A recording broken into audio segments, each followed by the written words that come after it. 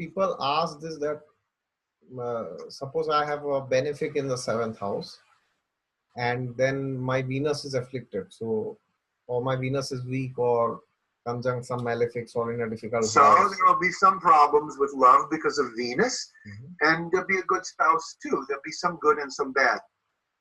That's the hard thing about astrology. Everything is very specific. It's very mixed. Some good, some bad. Okay. And how do you, because many times people ask that what will be the personality of the spouse? So do you take Venus or do you take the 7th house into consideration? Say this again. The personality of the partner? Yeah, how they look or how they will behave or how they're out. I mean, how the first impression will be basically. Of the partner? Yes, yes. Well, I would go, if I'm trying to describe the personality of the partner, I would probably go more by the planets in the 7th house. Okay. Aspect to the 7th house. Okay. And what the 7th house ruler is doing. Okay. Then when you've got Venus, if Venus is a problem, I wouldn't describe the partner by Venus. I would say if Venus is bad, there's some problems in the love matters. If Venus is very good, it's helping the love matters. But I would go more by the 7th house describing the partner. Okay.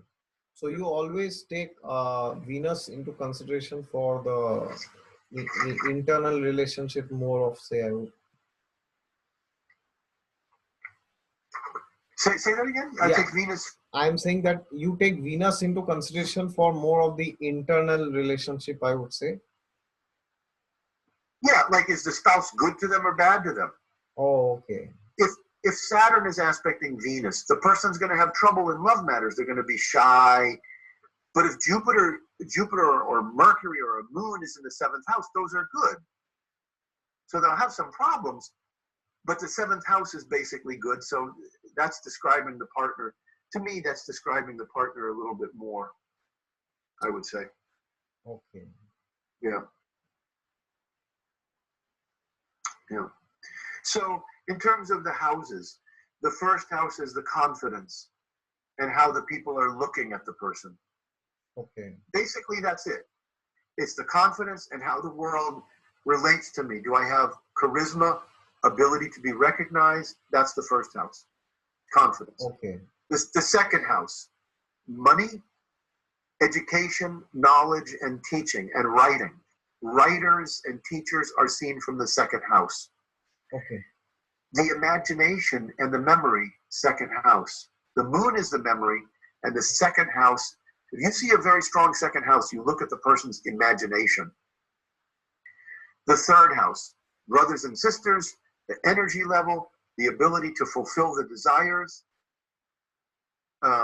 The 3rd house is mechanical skills, computers, mechanical, technical skills, computers, machinery, and the energy level. If the 3rd house is weak, the person is tired and lazy and has no ambition. Oh. So the 3rd house is very important for ambition.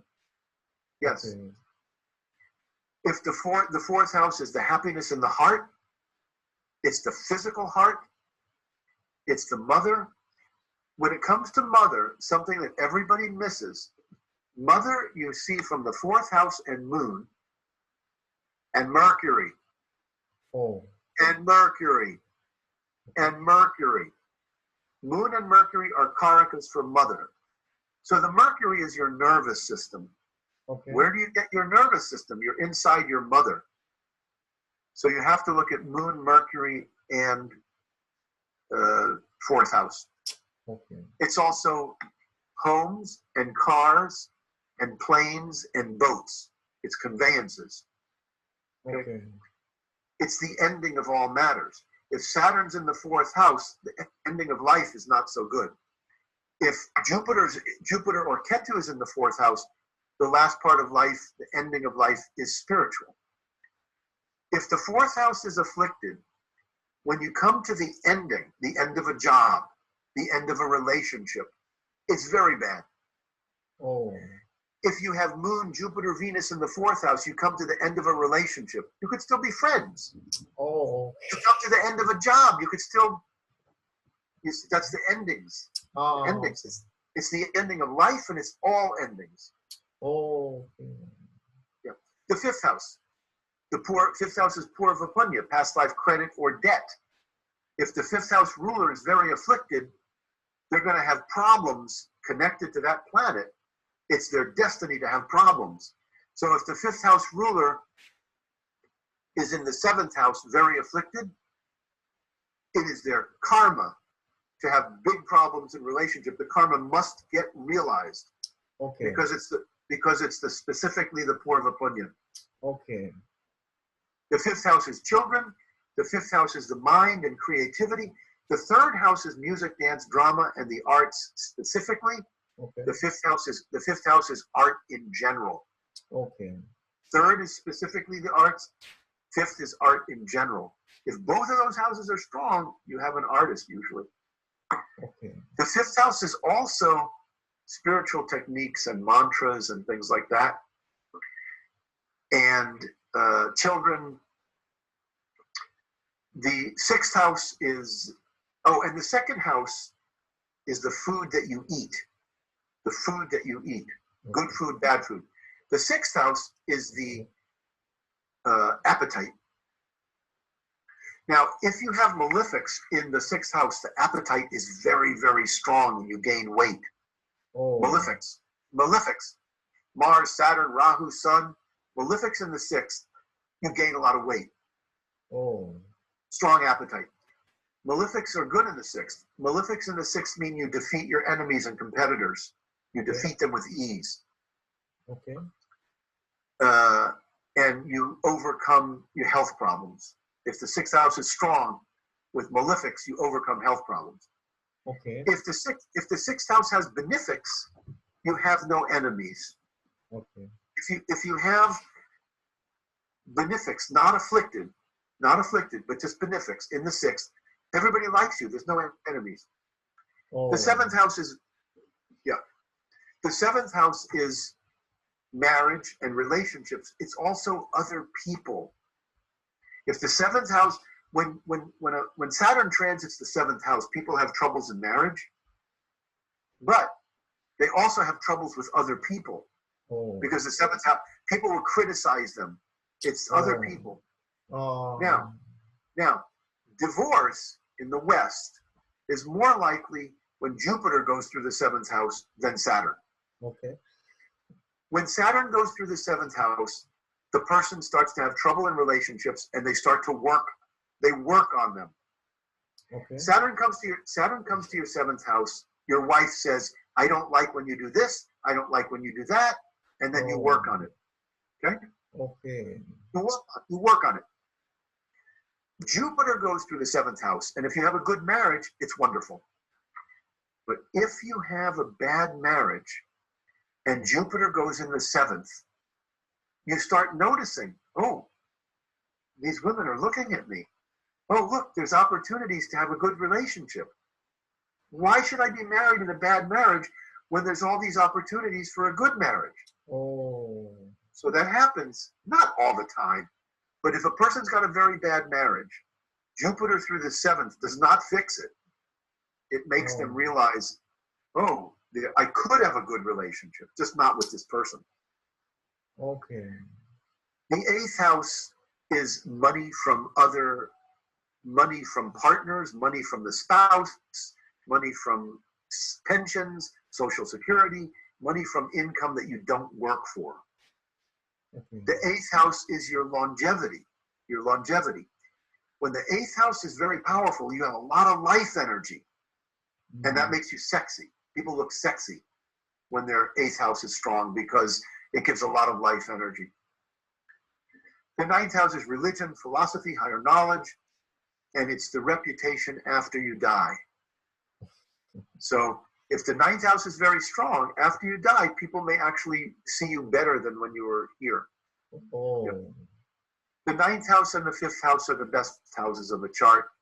12 and 8 and 6 are the worst. The 10th house is the career. Now, the eighth house also is everything that is research, going deep.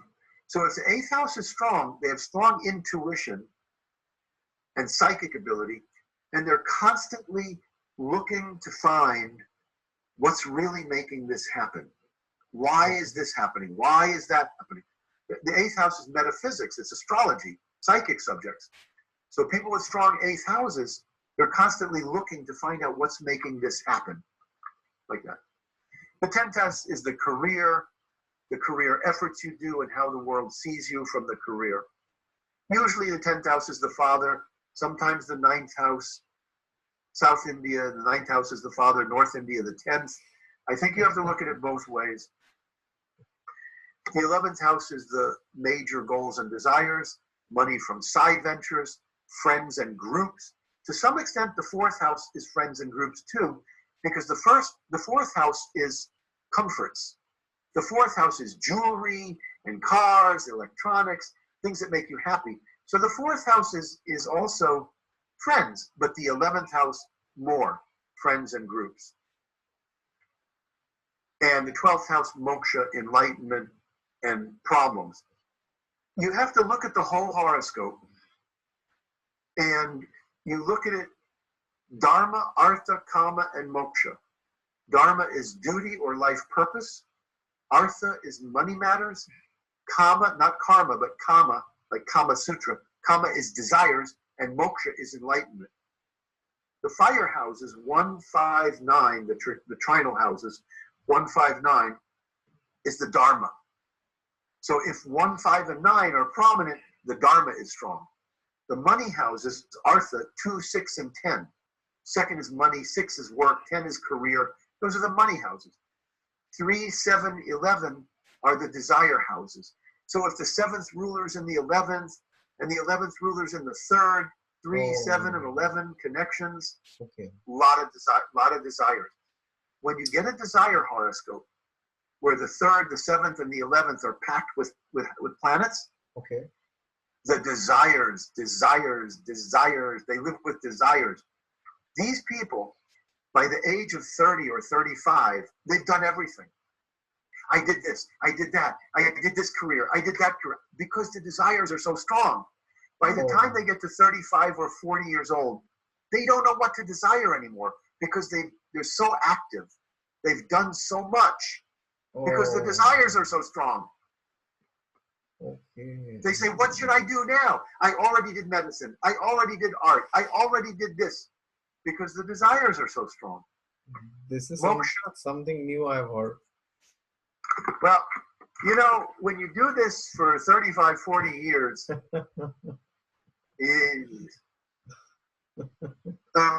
you'll see. If you take the information I'm giving you and you actually test it, it won't work. Nothing works all the time. Yes. Nothing works all the time, but the bulk of it will work. If the 4th, 8th, and 12th houses, those are very active, then it's more of a moksha horoscope. And that's why I say this book here, none of my books are on ebooks, but they will be in the next year. They'll be on ebooks because I'm running out of hard copies. But this book, The Art and Practice of Ancient Hindu Astrology, I took a student and taught the student. It's a question and answer. He asks the questions, I give the answers. It makes you feel like you're in the room listening to the teacher. But that's a result of 20 years of practice. It's not I could do it better now. That was written in 2000. But at least I had been in the field for quite a while. Yeah. And one more thing I wanted to ask is, many times people ask that, what are the combinations for astrologers? See, I don't go by combinations. I go by the 8th house has to be strong. Yeah. So when you say one way or another, or the 8th house has to be connected to the 10th house. Okay. Then you have Jupiter. Then you have Ketu. I mean, and then I use Uranus, Neptune, and Pluto. Okay. Uranus is a planet of astrology. Oh. So I also use that. I started with Western astrology, then Okay. got into Hindu, so I know them both. So when I do a chart, I look at both. So, you know, people use yogas, planetary yogas or unions.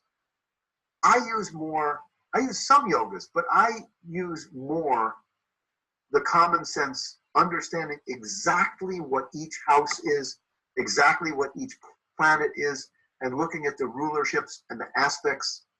There's 10 different ways you could be an astrologer. There's all kinds of different ways.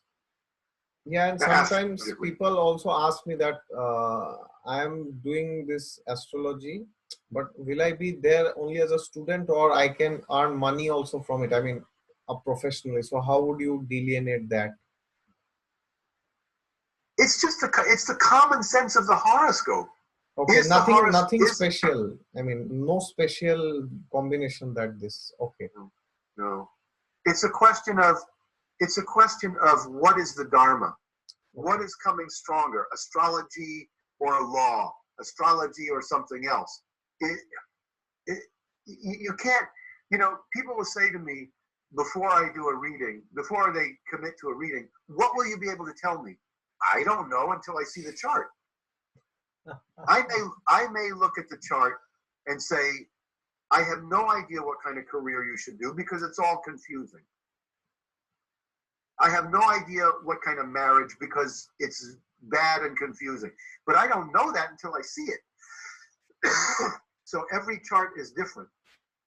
And Every chart. what is your view on all these things which they say that malefics in the 10th house is very good and benefics is not? I mean, benefics is also good, but malefics is much better. So what would you prefer to? You cannot make a blanket statement. Yes. If you take Saturn in the 10th house and the ruler of the 10th house is weak, that's probably bad. Okay. Saturn will probably be restrictive. Oh. But if you have other good things in the chart and Saturn's in the 10th, that could be a chart, that could be organization, management, organization, a big career. Oh. You could have Mars in the 10th house, but it depends on what else is going on in the 10th. Okay. If you were going to make a blanket statement, benefics or malefics, I would take a benefic any day of the week. Because Mars in the 10th isn't going to be good unless the rest of the chart has some strength. The ruler of the 10th house, or, you know, if Mars is ruling the 12th house and it's in the 10th, I don't like it. Okay. How is it aspected? You could have a benefic in the 10th hit by Saturn and Ketu. That benefic's going to do no good. Oh. You know, it's my astrologer Padia used to say, you know, chai is not just one element. It's lots of different herbs delicately blended. That's the way a horoscope is. Okay. It's lots and lots of things to look at. And that's why it's very difficult in the early days because there's so many things to look at. After you do it for years and years and years, then something happens and the planets, it's almost like the planets talk to you because you understand them so well, because you've looked at and not just the planets, the houses will speak to you. But the houses and the planets will only speak to you if you respect them. The second house, the 6th house is appetite, but it's not the food that you eat. Okay. You understand? That's the second house. You have to understand exactly what each house means. And you have to respect the degrees of the aspects. And you have to respect when a planet's throwing an aspect, what houses does it rule? Does it rule a good house or a bad house? There's so many things to look at, but if you keep doing it, and you're careful to see what is accurate and what, you can't use something just because somebody told you to use it. It has to work. And then the planets and the houses and the aspects, they start talking to you. It's a whole lot of jugglery, so many things to be seen. when I was in India, I was in, I think I was in, I actually think I was in Kathmandu, if I remember correctly. And there was an astrologer there, an old man. And I had just gotten there. I was studying Western astrology, right? He didn't even speak English, and he was about 85 or 90. He was really old. He was really old. And I said to the interpreter, ask him if he'll teach me astrology. The look on his face of pain was so great because, and I said, it's all right, never mind. Because, oh my God, it's endless, you know? So I think we've given a good class of instruction. Yes, thank you very much once again. Namaste. Yeah, so I'll pin your details down in the comment section, and if somebody wants a reading or a consultation, they can always approach you, I guess. Yeah. Okay, so You can always find me at jamesbraha.com. They will find me, and I can do it on Skype if they're outside the country. If they're here, you know, then we do it by phone. You know. Yeah, and I will upload this by Friday, and then whoever is watching this, they can see this full, and then they can let me know what other topics you want James sir to speak on. So then I will mail him accordingly, and then maybe next time when he comes, he can speak on some specific topic. But anyways, today was a great session. Also, so many things I learned. I mean, or if they have some charts and they want us to look at charts, maybe you could put a chart, get it in the camera somehow, and we could talk about a chart. Yes. Thank you very much, sir. I will just stop this sharing now. Thank you.